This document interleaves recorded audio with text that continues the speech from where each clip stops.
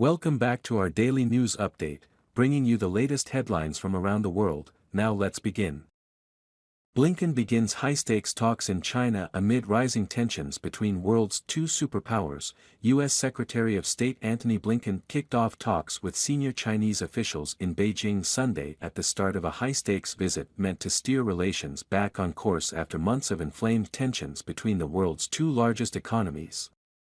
Blinken is the first Secretary of State to travel to China in 5 years and the most senior U.S. official to make such a mission since President Joe Biden took office in early 2021. Observers will be closely watching for whether a meeting with Chinese leader Xi Jinping is on the cards. Previous trips by America's top diplomat have often involved a face-to-face with China's top leader.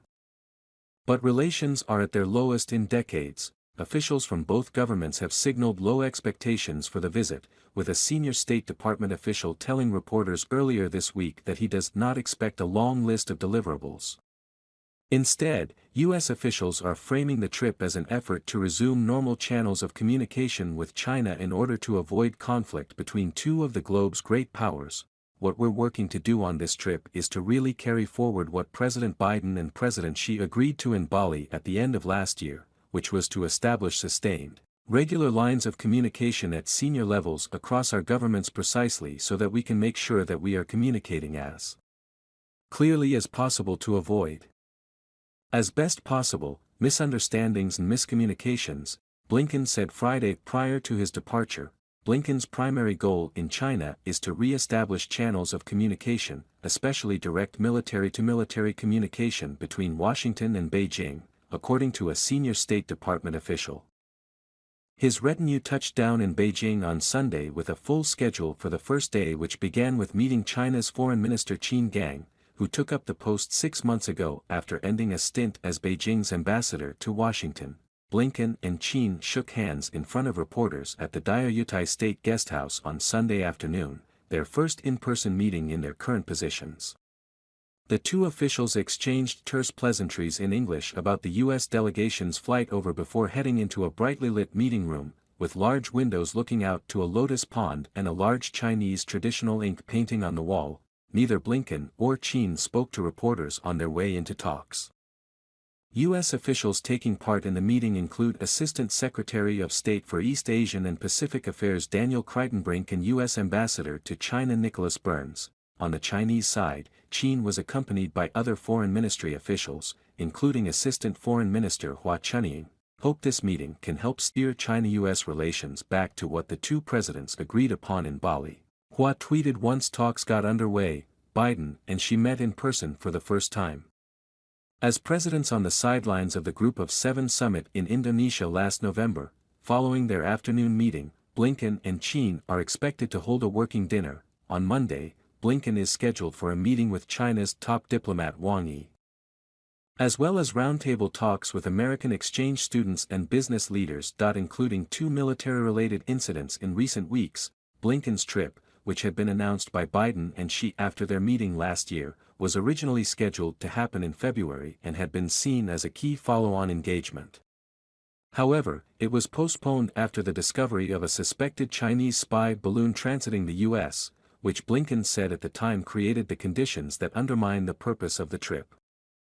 However, Kritenbrink said Wednesday that both the U.S. and China came to the shared conclusion that now is the right time to engage at this level, but we're not going to Beijing with the intent of having some sort of breakthrough or transformation in the way that we deal with one another. I think the fact that China agreed to this meeting reflects that Beijing is feeling pretty confident about its own position, Patricia Kim, a Brookings Institution fellow, said at a media briefing Friday.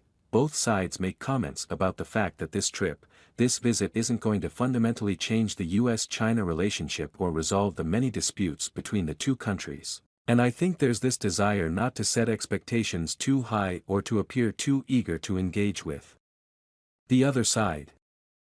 I think neither side wants to look as if they're accepting or acquiescing to the other's actions, she said. Speaking to reporters Saturday, Biden acknowledged legitimate differences with China but maintained he was willing to discuss the areas we can get along. Blinken promises to raise very real concerns. Blinken said that in his meetings with senior Chinese officials, he intends to raise our very real concerns on a range of issues.